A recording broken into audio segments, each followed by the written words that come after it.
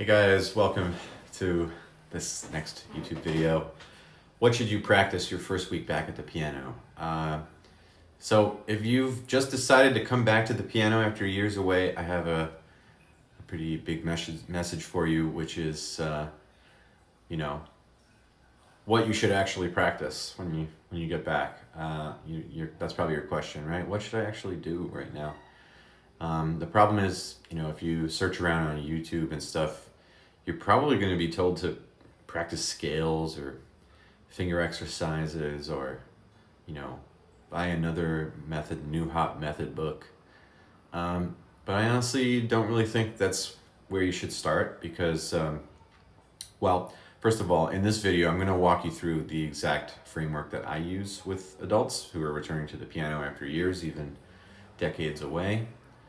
And, by the end of this video, you're going to know the 5 things I believe every returning pianist should do during their first week back. And they might surprise you a little bit. And the 5th step is the one that's going to give you direction so you don't end up feeling lost all over again with your piano journey.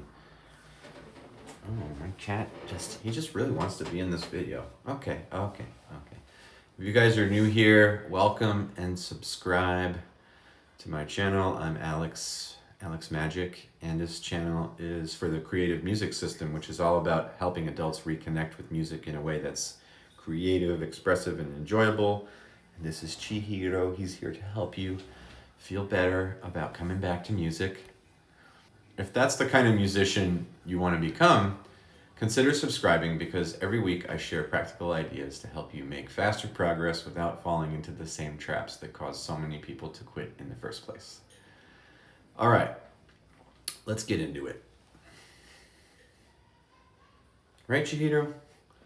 We should get into it. We should get into the details. These people they're just dying for me to move on. Man, that teleprompter is slow. Okay, yeah, I'm sorry, I'm using one. It's okay. Reconnect before you improve. That's the most important thing, I think, is reconnecting with the instrument before you decide you're going to improve anything. I don't actually want your goal to be improvement. I want your goal to be reconnection with the instrument. There's a huge difference. What, you don't agree? They should be improving, you think? Right away? Gosh, such heavy expectations. Yeah, he doesn't want to participate. Okay. You're probably going to leave, feeling discouraged if you come to your first piano practice session with, big expectations. So, try to find something that, reminds you of why you fell in love with the piano in the first place. Maybe it's the first page of an old piece. Maybe it's a simple melody you always loved. Maybe it's a song you always wanted to learn. But don't worry about playing it perfectly. Your goal this week isn't to prove how good you are. And I think that's really important. It's just, remember why music matters to you. Because, I feel like we're very caught up in the opinions of other people, and we just really need to put those aside right now as you're, warming back up to the instrument. So, all right. So let's say you've reconnected a little bit and, you got back into practicing a little bit, but, that emotional connection is not enough. Now you're going to actually, want to improve and get through. So here's what I would do next. If you actually want to start, dealing with things, but maybe in not such a threatening way. One is, or I guess this is the second step here, which was become curious again about the piano. One of the biggest differences between children and adults is that children give themselves permission to explore. Adults end up judging everything, kind of like, good, bad, useful, not useful. I think this week I want you to remain more open and experiment a little bit. Maybe you could try making up your own melody or changing the end of a song or playing 2 chords back and forth and, just see where they lead. Or maybe try to figure out a song by ear.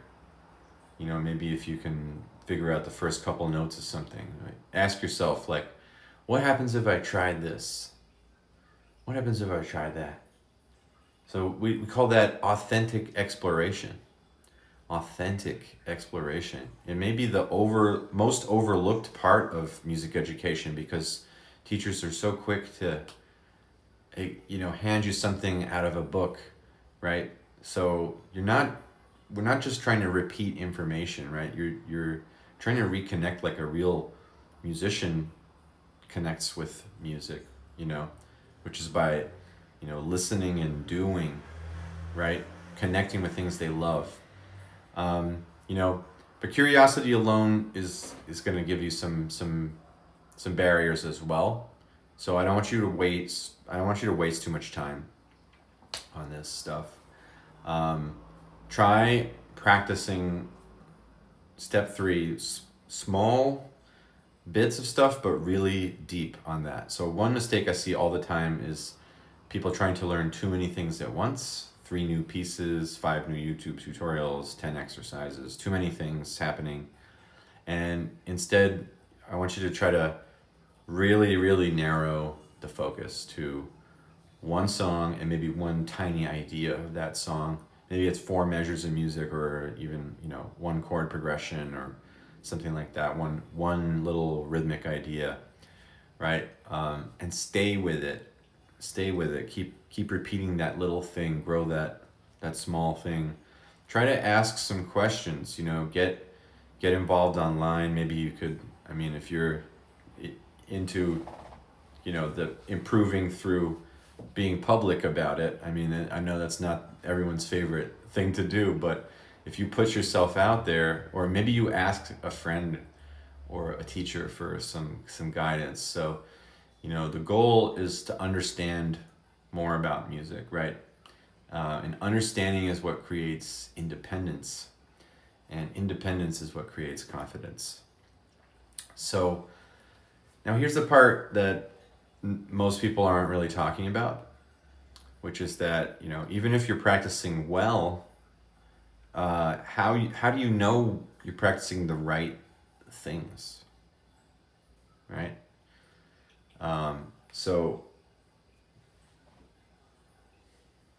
So this next part, step 4, it's about building a musical conversation.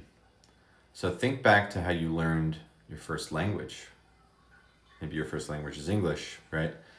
Or whatever, you didn't only read to learn the language, right? You first had to listen, probably for a long time before you spoke. And it's that exchange of listening and speaking and experimentation. Sounds like baby babble a little bit at the beginning, right? Music actually deserves that same um, type of approach, balanced approach that is not all out of the book, right? So try to include a little bit of each type of activity. Try to read a song maybe a little bit that you used to do.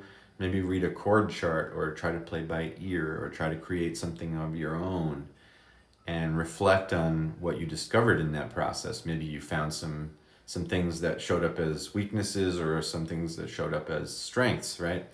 The more you interact with music, the faster it's going to make sense. So, the more time you put in, the more you get out of it. That's not rocket science, right? But we want our music study to feel a little bit less like homework and more like a conversation, or rather, even better than a conversation, a discovery process. So there's one final piece here, and I honestly think it's the reason that some adults can make incredible progress, and why others stay stuck for years at a time, or a really long time, decades even. So building a customized learning map that's actually going to help you tune into your desires. This is the step I wish someone had shown me much, much, much earlier. It probably would have saved me a lot of years of frustration. So ask yourself, where do I actually want music to take me? Right? What's the end goal here? Do you dream of playing Chopin again? Do you dream of writing your own songs? Do Do you dream of showing up on stage without stage fright? Do you dream about being able to improvise? Do you dream about playing by ear, possibly accompanying yourself singing, joining a jazz group, playing for a church? I think it's really important to connect to that goal. Those are completely different destinations, though, right? So it's, one size fits all learning is just not gonna, tackle all of those issues at the same time, right? So the fastest progress I've ever seen has to come not from practicing the most, but actually filtering things out, practicing the things that move you towards your goals, and knowing what those things are. So when your practice reflects your musical identity instead of the identity of the book or the publisher or the teacher or whatever channel, then you start to feel this authentic exploration that I'm talking about. This is the big payoff here, right? So if you're coming back to piano, here's what I want you to remember. Don't worry about becoming the pianist you used to be, right? Become the musician you want to become now. And so it really actually does matter the order of things that you do stuff and how you reconnect with the instrument. If you're able to stay curious, if you're actually able to practice deeply instead of endlessly, right? If you're treating music like a language instead of learning to recite a bunch of stuff like an actor only, right? And you got to build a learning path that's going to inspire you, keep you inspired. So if you do these 5 things that I recommended in this video this week, you're going to build something much more valuable than momentum alone. You're going to build a relationship with music that is meant to last, right? So now that you guys know how to tackle this challenge here and you know what to practice, the next question is, how should you actually structure that 20-minute practice session so you make the fastest progress possible? All right, that's exactly what I cover in the next video. So click on it here and I'll walk you through the practice framework that I use with my own students. I'll see you over there.